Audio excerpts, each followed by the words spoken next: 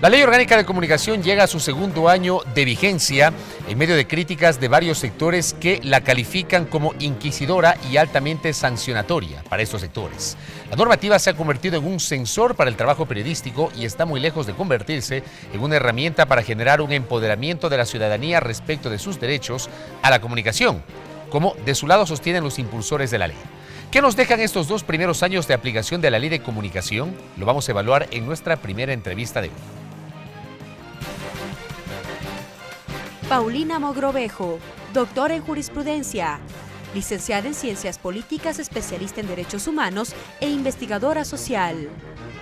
Exsecretaria relatora de la Comisión Ocasional de Comunicación. Integrante del Consejo de Regulación y Desarrollo de la Información y Comunicación, Cordicom. Doctora, bienvenida a la Televisión Legislativa, qué gusto que nos acompañe. Bueno, buenas tardes, muchísimas gracias por la invitación. ¿Cómo evaluamos estos 2 años ya de vigencia, de plena vigencia de la Ley Orgánica de Comunicación en el país? Positivamente, por supuesto, creo que es una ley democrática, incluyente, participativa, plural, que promueve la diversidad cultural de pueblos, nacionalidades, grupos de atención prioritaria, las personas LGBT, afroecuatorianos, indígenas, montubios, y en general de toda aquella población que no ha podido ejercer su derecho a la libertad de expresión antes por la concentración en manos privadas de los medios de comunicación social, pero además por la falta de acceso tanto a estar presentes en los medios de comunicación como a la producción de los contenidos. Así que la Ley de Comunicación hace 2 años estableció la necesidad de promover un nuevo orden de la comunicación con cuotas para contenidos interculturales que hablen de la cultura de los pueblos y nacionalidades, cuotas para que haya el 50% de música nacional en las parrillas de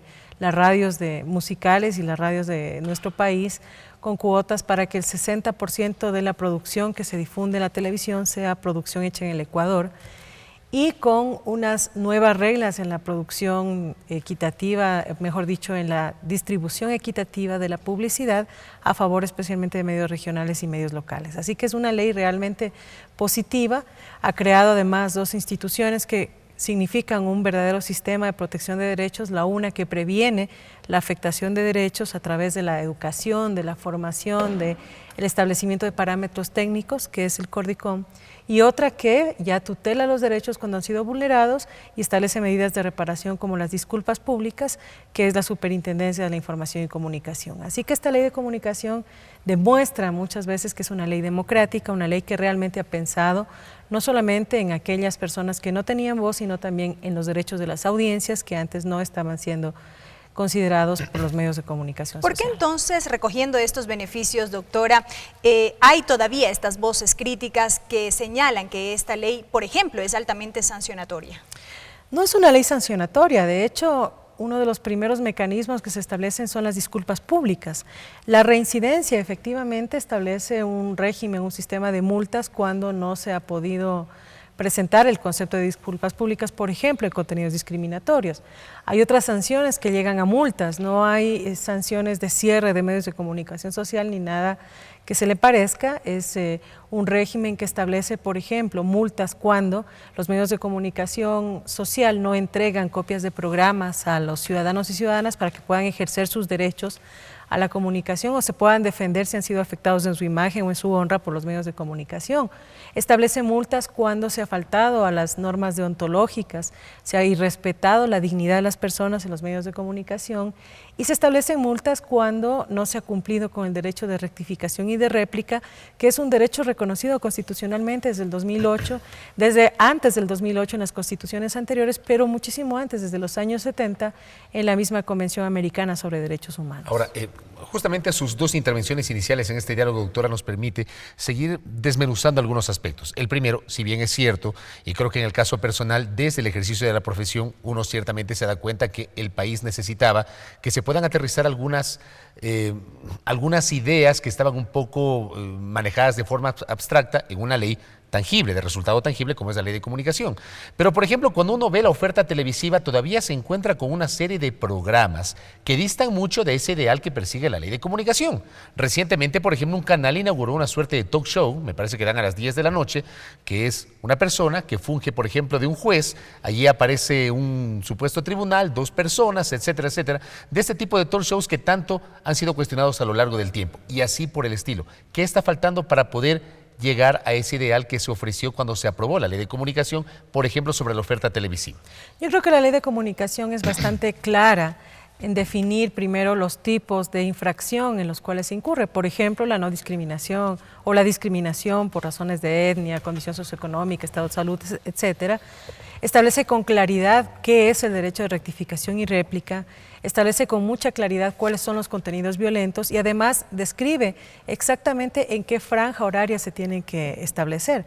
Además, con claridad establece la competencia de la institución que debe controlar el cumplimiento de la misma Ley Orgánica de Comunicación. O sea, lo que estamos diciendo entonces no es que no debe haber determinados programas, sino que esos programas deben ser ubicados dentro de la franja horaria establecida por la Ley de Comunicación para proteger o tutelar los derechos de los niños, niñas, adolescentes, grupos de atención prioritaria, etcétera. Efectivamente, la Ley Orgánica de Comunicación desarrolla el derecho de las personas, desarrolla los parámetros y establece la competencia de control, además de estos temas relacionados con discriminación, violencia, establece criterios de asignación en franjas horarias o prohibiciones, como el caso de los contenidos discriminatorios que están prohibidos por la Ley Orgánica de Comunicación, es decir, en ninguna franja deberían ser difundidos. Y también en esa línea, pues la ley de comunicación es bastante clara. A mí me parece en lo personal que sí es necesario, y es un desafío de las instituciones creadas por la ley, fortalecer los mecanismos de control de estos medios de comunicación social. Efectivamente son instituciones que se han ido desarrollando desde cero, instituciones que realmente han empezado su trabajo inclusive en medio de cuestionamientos de que son entidades controladoras, sancionadoras que van a afectar la libertad de expresión, y en el marco de esas situaciones pues vamos avanzando los parámetros. Hemos hecho el reglamento de franjas horarias, hemos desarrollado metodología para calificar contenidos discriminatorios, hemos planteado los mecanismos para que los programas dirigidos a niños, niñas y adolescentes cuiden sus contenidos, pero también la publicidad que allí se difunden. ¿Y le satisface cómo se está manejando la crónica roja en los canales de televisión y particularmente en los noticieros? ¿Cree que ha cambiado eso a partir de la vigencia de la ley y, por cierto, la serie de capacitaciones, talleres que ustedes como Cordicón han organizado? Yo creo que es interesante esto. Primero hay que fortalecer efectivamente los mecanismos de control que se establecen en la Ley Orgánica de Comunicación, pero además de eso, a mí me parece que al menos en los territorios hay un enorme esfuerzo de los medios de comunicación social de mejorar sus prácticas. Ellos mismos están interesados, hay una relación directa con estos sectores de la comunicación para poder comentarles qué son contenidos discriminatorios o qué son contenidos violentos o el sensacionalismo, cuando el sensacionalismo, por ejemplo, afecta derechos. Y hemos tenido interesantes espacios de relación. Hemos capacitado a 8,000 trabajadores de la comunicación a nivel del país, unos 40,000 ciudadanos y ciudadanas que también han conocido de lectura crítica de medios de comunicación social, y en este caso pues están decididos y determinados a exigir sus derechos en los órganos de control, que en este caso es la Superintendencia de la Información y Comunicación. Falta muchísimo por hacer. Sabemos que las sanciones no son las únicas vías para cambiar las prácticas en los medios de comunicación social, que esto se resuelve también en cuanto al cambio en la conciencia, no solo de los periodistas, sino de los dueños de los medios. Esa es una de las cosas que nos han dicho. Nosotros estamos conscientes de que efectivamente hay que cambiar estas prácticas, pero también dependemos de dos cosas. Una es el rating y la publicidad, y otra es el criterio o la política comercial de los medios de comunicación o de los dueños de los medios de comunicación social, que nos impiden ejercer adecuadamente unas mejores prácticas en los medios de comunicación. Pero como digo, en territorio hemos tenido una respuesta favorable, una voluntad también de periodistas y de medios de cambiar las formas en que los medios de comunicación o los contenidos de los medios de comunicación se difunden, pero también de su parte pues preocupados por el impacto comercial que pueda tener o su sostenibilidad económica en cuanto haya un cambio de contenidos en las audiencias. Todas esas cosas las hemos conocido, las vamos conversando, y también esas asimetrías de mercado, esa falta de oferta, esa falta de contenidos de calidad o definiciones claras sobre qué es calidad o qué no es calidad son desafíos de la institución reguladora, que en este caso es el Consejo, el Cordicom, y son desafíos también de los actores del sistema de comunicación social. Doctora, ¿cómo avanzar hacia ese efectivo fortalecimiento de los mecanismos de control? Pregunto esto porque recientemente y de manera pública, por ejemplo, la Supercom advirtió que plantearía reformas a la Ley Orgánica de Comunicación. En este sentido, ¿se podrían incorporar también reformas para apuntar hacia lo que usted señala? Bueno, no conocemos las reformas que ha hecho la superintendencia más allá de lo que se ha dicho en los medios de comunicación social. No han sido presentadas en todo caso formalmente todavía, claro. Presentadas formalmente. ¿Pero no han tenido un diálogo las dos instituciones sobre este tema? No sobre este tema, pero al final del día nosotros vamos a ver todas las propuestas que hayan de todos los sectores, también de Superintendencia de Información y Comunicación, de los ciudadanos y ciudadanas, productores nacionales y productores nacionales independientes también interesados en desarrollar mejor sus derechos para una aplicación mejor de la Ley de Comunicación, los artistas nacionales y aquellas personas, ciudadanas y ciudadanos, también las audiencias, padres y madres de familia, que opinan sobre la Ley de Comunicación y que, por supuesto, si tienen propuestas de reforma, el Cordicom como entidad reguladora y, por supuesto, la Asamblea Nacional en su momento, pues tendrán que recibir aquellas propuestas porque así es la democracia. Así que habrá que conocer también las propuestas de Supercom y en su momento, si es que fuera el caso, tomar una posición al respecto. En un minuto, doctora, solamente para cerrar,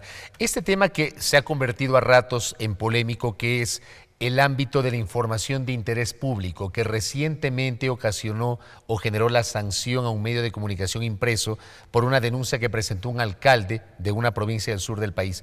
¿Este tema no sería eventualmente materia de una propuesta de reforma para hacerlo menos subjetivo, el tema este que le planteo?